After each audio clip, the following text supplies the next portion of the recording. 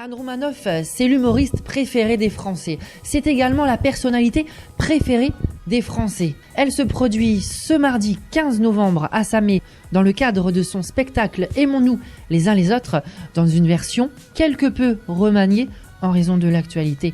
Anne Roumanoff en profite pour répondre à mes questions sur boulonnelifestyle.com et Énergie Nord Littoral. L'occasion également pour Anne Roumanoff de parler de son actualité en globalité. Bonjour Anne Roumanoff.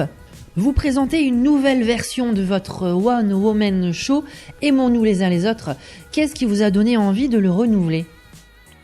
J'ai eu la chance de jouer 6 mois à Paris l'année dernière, ça s'est très bien passé. Donc là, on m'a proposé de revenir au théâtre. Et c'est très compliqué de faire un nouveau spectacle. Donc j'ai fait une nouvelle version très ancrée dans l'actualité de 2016.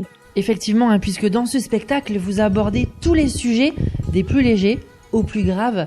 Vous arrivez à parler des attentats dans ce spectacle ? Non, c'est très difficile, j'en parle pas avec humour d'ailleurs. Le moment que je consacre aux attentats est plus un moment d'émotion, quoi.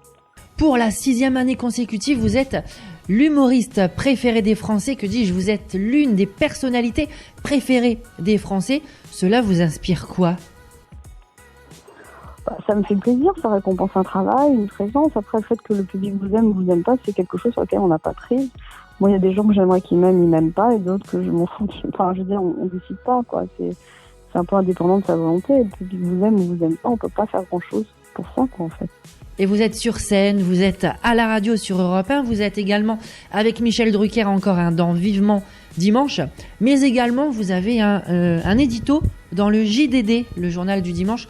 Vous êtes vraiment sur tous les fronts. Est-ce que vous écrivez seul ? Alors pour la radio, je n'écris pas seule, on est toute une équipe. Pour Michel Drucker, j'ai aussi des personnes qui m'aident. Même le JDD, j'écris toute seule. Même le spectacle, j'écris toute seule. L'écriture, oui, prend beaucoup de temps, mais j'aime bien ça. Récemment, vous étiez aux États-Unis, sur le sol américain, en tournée pour la 2e année consécutive.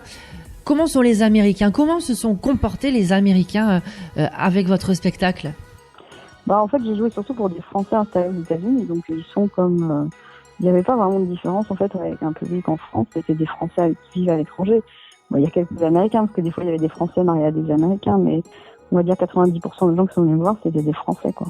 Vous avez pensé à une 3e tournée aux États-Unis ? Oui, normalement, je dois y retourner. Alors, je sais pas avec Trump, parce que est-ce que je vais avoir un permis de travail ? Parce que j'ai déjà dit pas mal de choses sur lui, on sait pas comment ça va être, mais normalement, je retourne au mois d'avril à San Francisco. Ouais. Et pour terminer, je me pose cette question à Anne Roumanoff. Comment fait-on pour rester au top après 30 ans de carrière ?